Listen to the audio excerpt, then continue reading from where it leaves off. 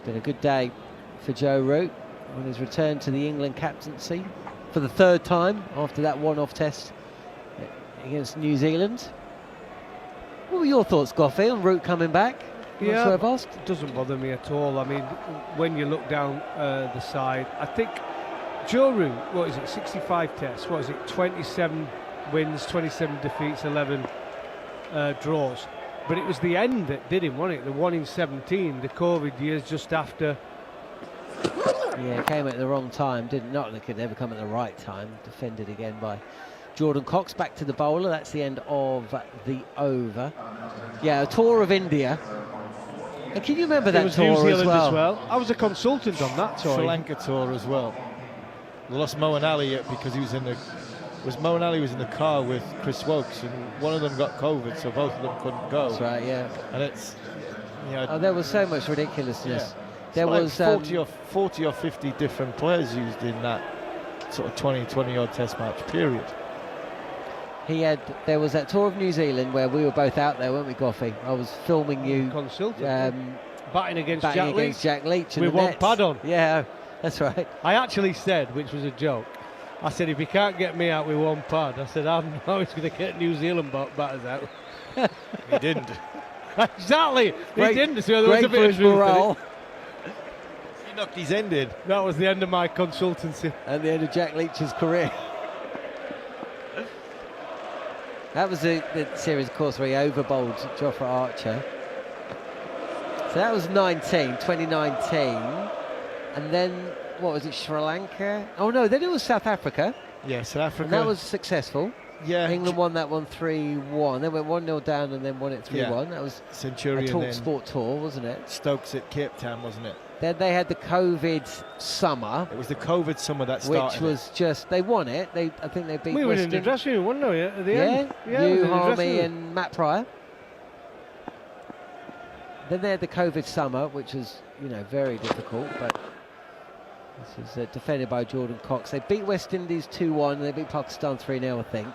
But, you're essentially just, they all had to isolate in their rooms every night, didn't they? Then you also, if you throw into the mix that Ed Smith was chairman of selectors, who was trying his hardest, and there was a few agendas going around about leaving Broad and Anderson out and was he still in position? Yeah, I think he was still. Well, we were in the West Indies, weren't we? That was the start of 2019. Yeah. Or was that 2020? No, it was 2019. Yeah. Because then it was the Ashes. Oh no, then it would have been India. That's right, India. This is goes through to the keeper. India away. It was Sri Lanka away, then India away. So that was bang on in COVID. That was bang in COVID because there were players in and out. We were quarantine. in London, weren't we weren't allowed in the country. We weren't allowed in the country.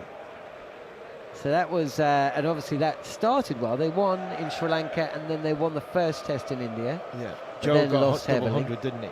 Joe got double 100 in Sri Lanka.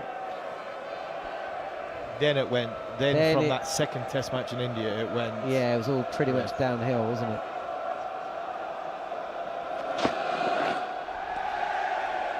Yeah. So back to the question. Left alone. Oh, sorry, mate. No, go for it. So back to the question. I think it's the only choice we had. I don't think Harry Brook. I think it's the right Brook for Harry Brook just to wait until after that next Ashes with everything that went on this winter. I think Joe really wants it. I think he feels as though he's probably got a little bit to prove as a captain. I think he was a good leader. When I was a consultant on that New Zealand tour, I was really impressed with him. The way he spoke in the dressing room, he still had his humour. But players listened to him. And all you have to do with Joe Root, you just have to watch him. The way he trains and the way he goes about his game, that's enough for people to respect him. This is tucked away. 4 runs from the bat of Joe Root. Karam gets his line wrong. Root moves fraction to the offside and clips this down to the boundary for 4. But as you've played for, against and been, many captains. But a captain's only as good as his bowling attack. And by the end, that West Indies trip, by the end, you had Chris Wokes, Craig Overton, Saqib Mahmood and Matt Fisher. That was his bowling attack towards the end, right? Exactly. You fast forward that one-off test match. That one-off test match at the Oval wasn't a great bowling attack. You come here on favourable conditions, and then obviously it'll be all Joe Root started off like a house on fire.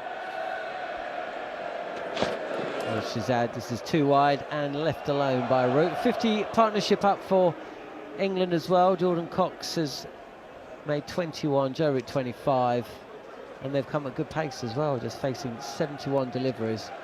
Yeah, because they had the Ashes. That was just torturous in terms of the COVID restrictions. Because remember, in Australia, they had different COVID laws, you know, for each state. So each one was different. It was just an absolute nightmare for everybody. Then they go to the West Indies, and remember those turgid pitches as well. West Indies was a shocker, the pitches. You know, the bowling attack was callow, and the pitches were awful. Oh, that sounded like a little noise as the ball went past the outside edge of Joe Root's bat. He's withdrawn it though, and that is the end of the over. 98 for 2. Pakistan at one stage were 97 for 2 before being bundled out for 171. 5 wickets apiece to Ollie Robinson and Josh Tongue. Only 4 bowlers used. Pakistan so far have used just the 3. Mohammad Abbas has bowled 10 overs.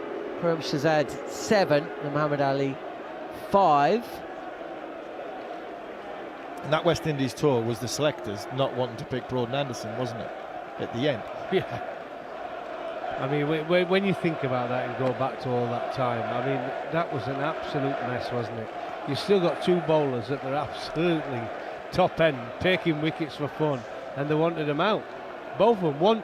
One summer it was Broad out, next summer it was Anderson out. They ended up both being excellent for another few years. That was Strauss, though, wasn't it? Strauss, yeah. It wasn't, just strange when you look back at it, isn't it? So guided away to deep backward point for a single. Cox moves to 23.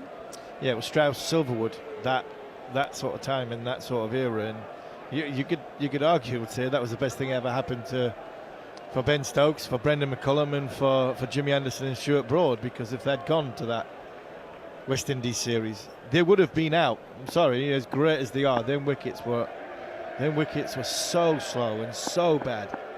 You know, they might have been the 4 guys from that.